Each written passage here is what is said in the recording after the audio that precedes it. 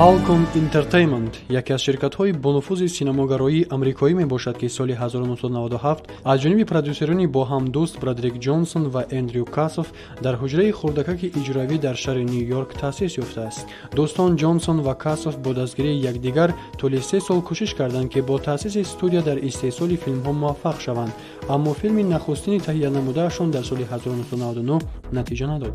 Лек ин рӯҳияи дӯстонро нашикаст. Баръакс, онҳо кӯшиши зиёдтар намуда аз Ню-Йорк ба Лос-Анҷелес кӯчида, бо ширкати бузурги синамогароии давр Warner Bros. Шаҳрномаи ҳамкорӣ бастанд, ки ин барои сабти филмҳои студия имкониятҳои зиёдтаре фароҳам меовард.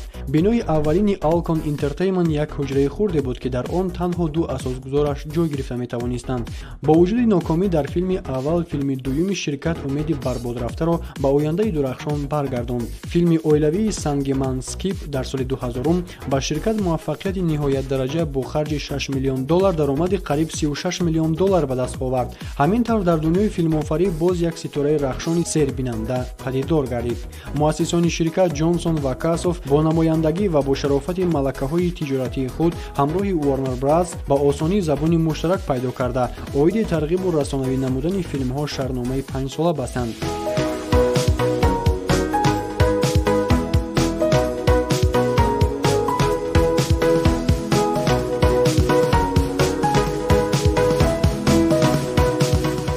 дар шаҳрнома дар давоми 5 сол истеҳсоли 10 филм пешбинӣ шуда буд, ки Alcon Entertainment бо муваффақиятона аз уҳдаи он баромад ва дар соли 2006 шаҳрномаи нави аллакай 8 сола ҳамроҳ бо Warner Bros. Ба имзо расониданд. ҳамин тавр Alcon Entertainment роҳи худро ба Голливуди бузург на танҳо кушода, балки равшан низ намуд. филмҳое, ки ширкат то ба имрӯз тавассути онҳо маъруфият, мақом ва даромади зиёде ба даст овард, ин Бехоб, Муҳаббат ба ҳеҷ чиз намеарзад, Духтари аввал, Ман туро дӯст медорам, Паҳлӯи нонамоён, Қиссаи Дилфин, Шавҳар ба иҷора, Асир, Гуреза болои лезва 2048 ва ғайра мебошанд.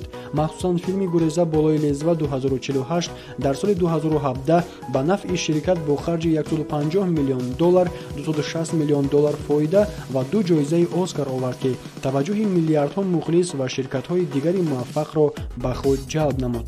ҳамин тавр барои продюсерон Бредерик Ҷонсон ва Эндрю Касов ҳамагӣ 10 сол вақт лозим омад, ки аз як ҳуҷраи хурди корӣ ба бинои бузургтару ҷоизадорони чандин номинатсияҳои Оскар гузаранд. имрӯзҳо ширкати Alcon Entertainment-и ҷавон ҳанӯз ҳам дар ҳоли рушду равнақ қарор дошта, бо теъдоди зиёди кормандон бештар дар жанрҳои драма ба истеҳсоли филмҳо машғул аст.